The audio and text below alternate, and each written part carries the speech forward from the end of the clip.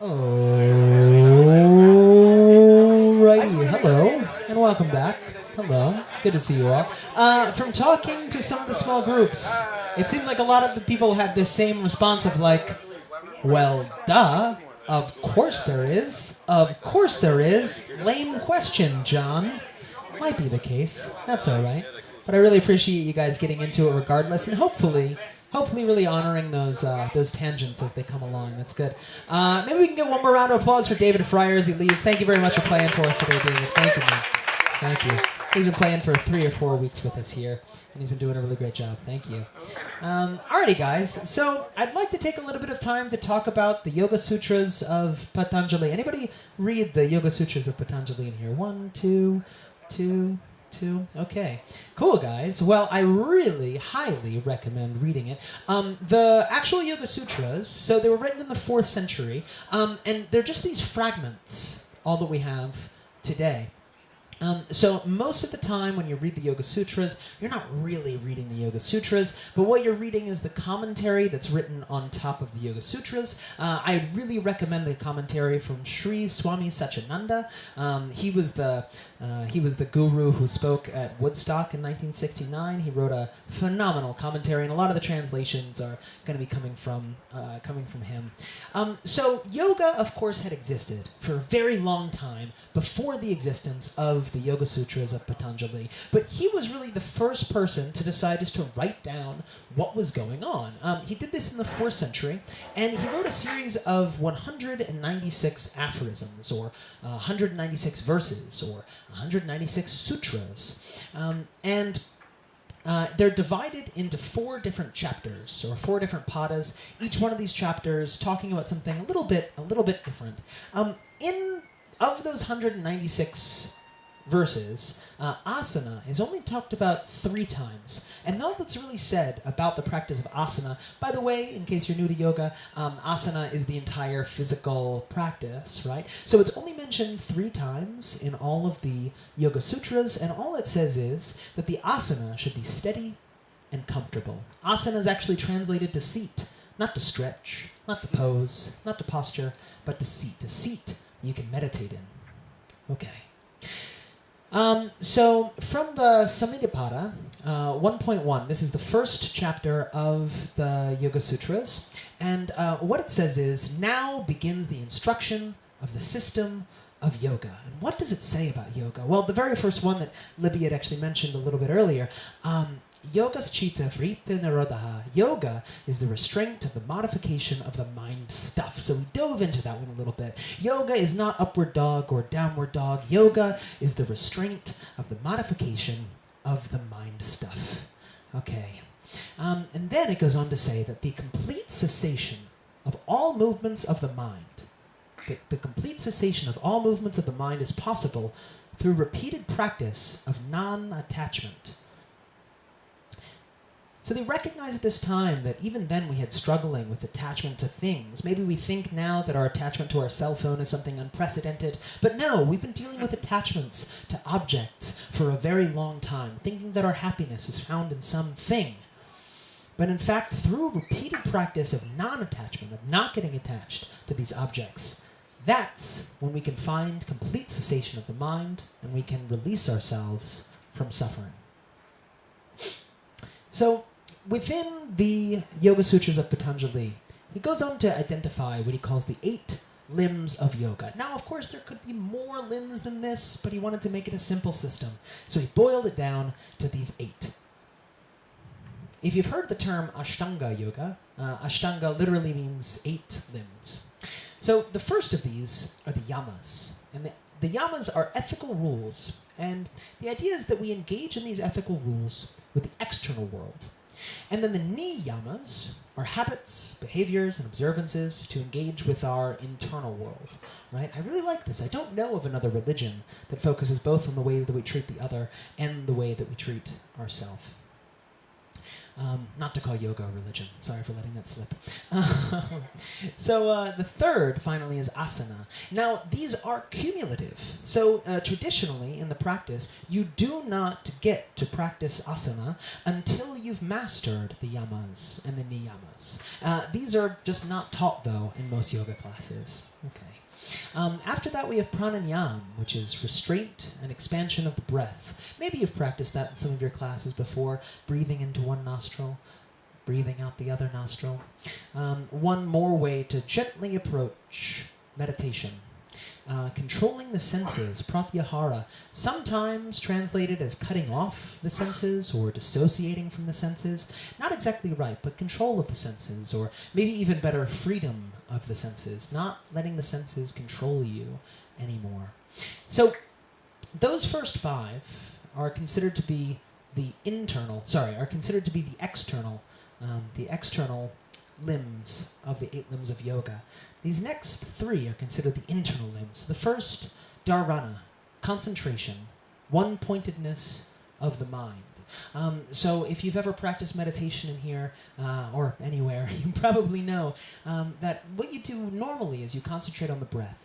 And then some thought comes along, and then you recognize that you're thinking after a little while, and then you're told, okay, just gently bring it back to the breath. So this is the practice of dharana, this practice of constantly just pulling it back. You get lost, and you pull it back. You get lost, and you pull it back. Okay. After that, you reach the state of dhyana, which is meditation. So both 6 and 7, dharana and dhyana, they're pretty well related. But you could say that dharana is kind of meditation light. It's like training meditation. It's where you still get distracted, and then you come back to the breath. You get distracted, you come back to the breath. Dhyana is a constant state of focusing on one object of meditation. This could be your breath. This could be a statue of Krishna. This could be will. It doesn't really matter what your object of meditation is. The only important thing is that you have one constant object of meditation. And the last, samadhi, or union, this one is pretty hard to talk about, actually. It's one that you can't really talk about. It goes well beyond words, but it is the culmination of these first 7. Once you have mastered these, samadhi comes about naturally as a kind of byproduct. So I was going to spend some time going through each one of the yamas, but in 2.5 hours, unfortunately, guys, I think I just can't. So what I'm going to do is upload this presentation onto Facebook, and you guys can check them all out. Then I'll read through them quickly. Nonviolence, truthfulness, non-stealing, continence or walking with God, and non-covetedness, not wanting what your neighbor has. So I'm going to upload all of these. You can check them out certainly on your own. I think they're really great. We have a couple cool things left for us to do. So what I'm going to skip forward just a little bit in the presentation to kind of wrap things up here.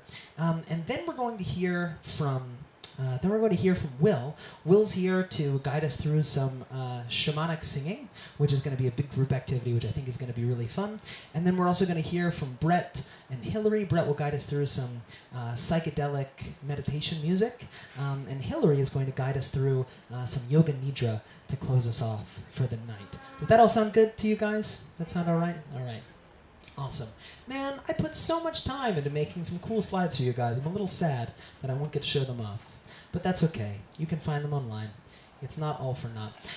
So the important thing, maybe to know, I'm going to I'll breeze through these a little bit. So in the 13th century CE, eventually there was this group of people who are called the Yogi Naths. And the Naths, they identified 84 classic asanas, 84 classic postures. And they said that there were 84 million people that existed in the world. I don't know how they got to that number. And that they would invent one posture for each million people. And that's how they got these 84 postures. But they only actually described these 2 postures in the whole thing. So yoga at this point had been around for about 3,500 years. And these are the only 2 postures that are even mentioned, right? Later on, one of the most important texts is the Hatha Yoga Pradipika, which translates to light on Hatha Yoga. Hatha referring to force, so it's actually the physical yoga. But even here in the Hatha Yoga Pradipika from the 15th century, they only mentioned 4 poses. And these 4 poses are these: Siddhasana, Padmasana, Bharadrasana, and Simhasana. Still just seats. No upward dog, no downward dog. This is a story that I think needs to be told, guys. Okay, just how new this practice of physical yoga is. Yes? Is the tongue part of that? Like the tongue, the fourth picture? Yeah, let me go back to this one. Yeah, so this is called lion's pose, Simhasana, and yes, it certainly is. Yeah, sticking out the tongue, and you might even notice her eyeballs are pointed towards the center of her nose and up. Yeah, normally let out a little growl with that one as well. Yeah, thank you, Marcus. The Garanda Samhita was written in the 17th century. This identified what's called vessel yoga, recognizing that the body isn't real, but the body is just a vessel for the soul, and the soul is actually what's real, the soul being that which is experiencing all of this sensory material. So in there, they identified 84 asanas, once again, what are called the classic asanas, but they said that only 32 of these asanas are, quote, useful in the world of mortals. The other 52 are saved for the gods, unfortunately. So now, finally, 17th century, these are the 32 postures that we have. You guys find these familiar? Yeah, okay, good, yeah. So these are the basis for a lot of the postures that we have in today's asana yoga classes, whether it's vinyasa or ashtanga, invented only sometime in the 17th century, just a few hundred years ago, forgetting about this rich history of philosophy and meditation that predated it all. And then it wasn't until the 19th century that there was a book called the Sripat Vanidhi that had identified 122 postures, and it said that Krishnamacharya, he's considered to be the grandfather of all Western yoga, responsible for bringing so much of yoga to the West. It said that he was maybe the grandson of the prince in the palace of Mysore who had written this text, and that it was passed on to him, and we didn't discover this text until sometime in the 1980s. I'm really going to flip through these next ones pretty quickly, guys, because we have quite a bit to do left. I think it's all going to be cool stuff, but I'll take us through just a really quick timeline. Everybody cool with that? Little timeline leading us up until now? Awesome. Thank you, guys. So there were a few different yogis that were intentionally sent to the States, intentionally sent to Europe, to preach the ideas of Hinduism. And Hinduism and yoga and Buddhism and Shaivism and Jainism, they're all these traditions that are pretty interwoven. They're not really separate in the way that we tend to separate religions in the West. So in 1893, Swami Vivekananda spoke at the World Parliament of Religions in Chicago, and this was one of the first times that we began to recognize Hinduism, which is the foundation of yoga and Buddhism, one of the first times we began to recognize this as a legitimate world religion. Yogananda, who wrote Autobiography of a Yogi, also another highly recommended text. He started a kind of an ashram, a big group of followers in Boston, in the States, and led many people to start practicing meditation and yoga.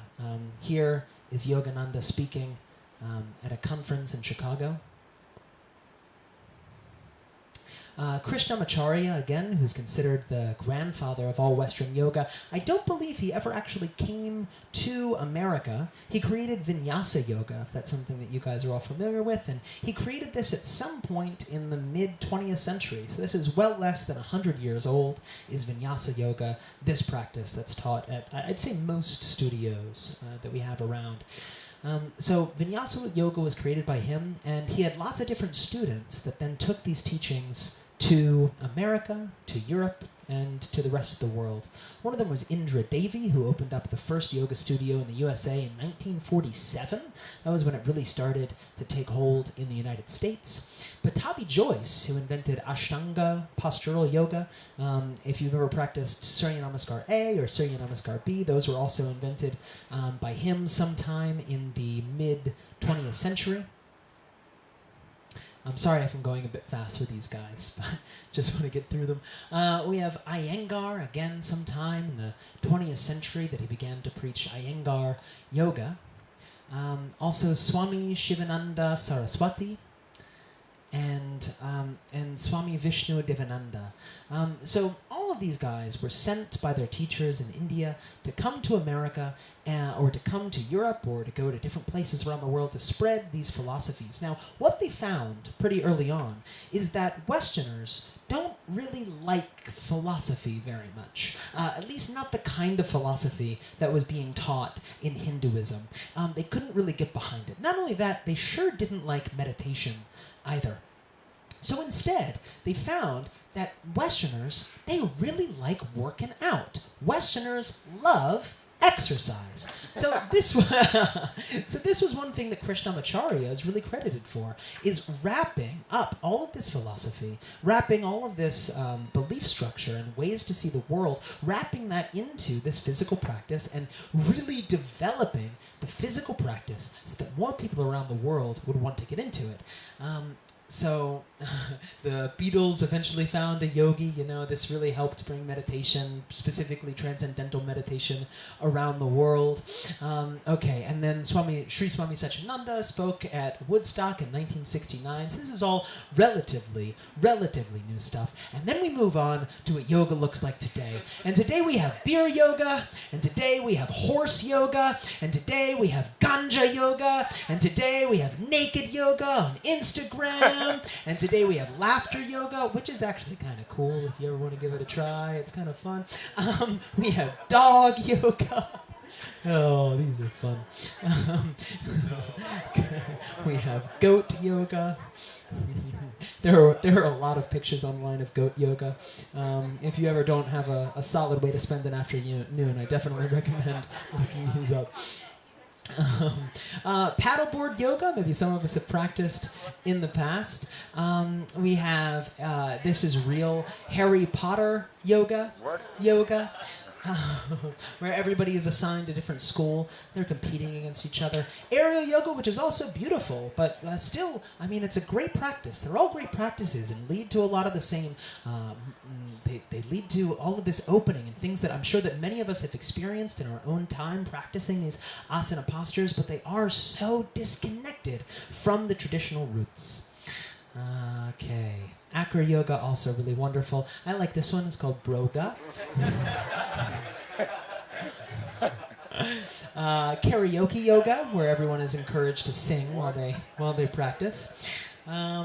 There's tantrum yoga with postures named things like stomping elephant, wriggling fish, wet noodle, kicking cat, and screaming banshee. Encouraging adults to harness their inner child. We have hoop yoga, and we have rave yoga. Cool. That was what a rave sounds like in my brain. All right, so I'd like to have time for just one more question. Then we're going to move on to Will, and we're going to move on to Brett and Hillary just after this. But so the question that we have is, what are the benefits of the westernization and commercialization of yoga? Because there are some. There are some real benefits of this. But also, what do you think are the consequences? And is it even fair to call all of these diverse yoga-inspired activities yoga? So there's the question. We'll give it a few minutes. I'll invite Will to come up and start setting things up. And then I'll call everybody back together in just a little bit. All good, guys? Everybody understands the question? Golden. Go for it, friends.